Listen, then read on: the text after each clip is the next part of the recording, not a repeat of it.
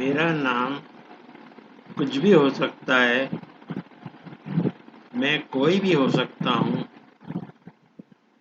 पर मैं आज की युवा पीढ़ी और उनके अभिभावकों को, खास करके युवकों के माता-पिता और बड़े भाई-बहनों को एक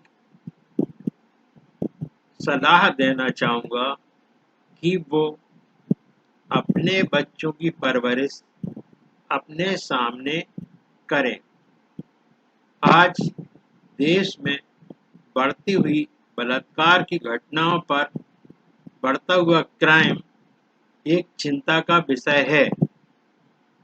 यदि हर एक माता-पिता जागरूक हो जाए और अपने बेटे को खास करके और बेटियों को भी इस संबंध में समझाए, तो यह बलात्कार की दर बहुत कम हो सकती है या खत्म भी हो सकती है।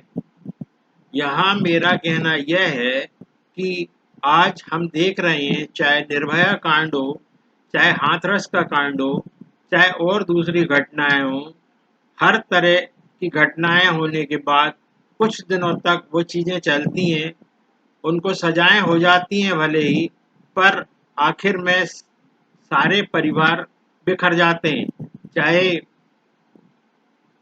एक्यूज का परिवार हो, चाहे जिसने कुछ गलत काम किया उसका परिवार हो, वो दोनों परिवार आपस में पूरी तरह टूट जाते हैं और इनसे जो आर्थिक हानि होती है वो अलग, मानसिक समस्याएं खड़ी हो जाती हैं वो अलग, देश पर बर्डन पड़ता है वो अलग, और इसमें जो पुलिस मशीनरी काम करती है उसकी समस्याएं और अधिक बढ़ जाती हैं। बार बार मेरा यही कहना है कि अपने बड़े होते बच्चों पर पूरी तरह से ध्यान दें, उनको देखें कि वो कहाँ जा रहे हैं, कैसी शिक्षा वो प्राप्त कर रहे हैं, किस तरह से पढ़ रहे हैं, कौन उनके दोस्त हैं, किनसे वो मिलते हैं, कितने बजे आते हैं। ये सब पाश्चात्य कल्चर में तो ठीक है, वहाँ इतनी वो नहीं है, मगर हमारी भारतीय सभ्यता में इस तरह की सब चीज़ों का कोई बहुत बड़ा मूल्य नहीं है। इसलिए भी ये हमारा दायित्व बन जाता है कि हम इस भटकती हुई युवा पीढ़ी को, जो चाहे नशे की आदी हो गई हो, बीड़ी सिगरेट की आदी हो गई हो या अन्य व्यसनों में पड़कर इस तरह की घटनाओं को अंजाम देते हैं, जैसे एसिड छिड़क देना या एसिड का मिलना, ये इतने जघन्य अपराध हैं कि इनके लिए कोई सजा हो ही नहीं सकती। कितनी भी सजा आप रख दें, इनके लिए जो व्यक्ति उससे प्रभावित हुआ है, जो लड़कियां या लड़के जिससे प्रभावित हुए हैं, उनकी हानि की भरपाई आप कभी भी नहीं कर पाएंगे। और इन सब की जड़ में जो मैं समझता हूँ कि माता-पिता, घर परिवार, दोस्त और शिक्षक की एक बड़ी भूमिका हो सकती है।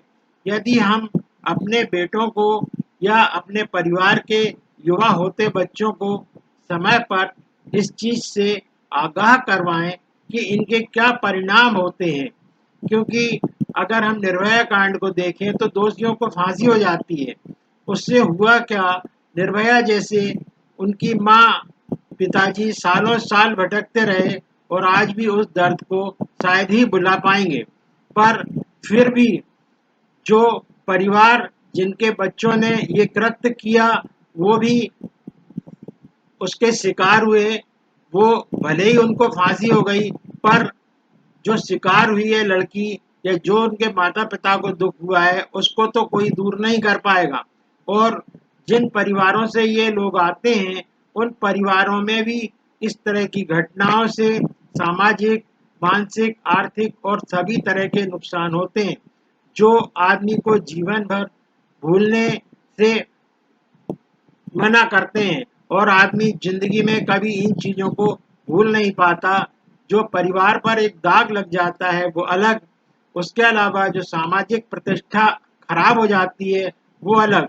इसलिए मैं फिर दोबारा ये कहना चाहूँगा, क्राइम करके कोई बच नहीं पाएगा, कोई कितना छोटा बड़ा क्राइम करे, वो एक दिन जरूर फंसेगा।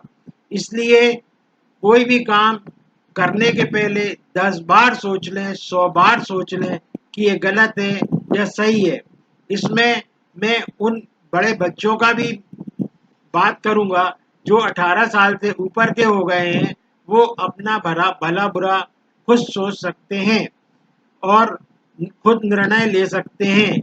इस तरह की चीज़ों के लिए, इस तरह के कामों के लिए वो अपने माँ बाप से, बड़े भाई बहनों से मदद ले सकते हैं। अगर उनको ये ज़रूरी लगता है शादी कर लें। आजकल लिविंग रिलेशनशिप में एक कानून आ गया है, आप उसमें रहें। आप जो सामाजिक ढांचा बना हुआ है उसमें आप रहें, उसमें काम करें, तो शायद आज हम जो ये बीभत्स घटनाएं देख रहे हैं, इन घटनाओं पर पूरी तरह से लगाम लग जाएगी। ये मेरा एक प्रयास है जिसमें मैं युवा पीढ़ी, युवक और युवतियों को आगाह करना चाहता हूँ कि अपनी सभ्यता से रहें और किसी भी तरह के भड़कावे में न रहें।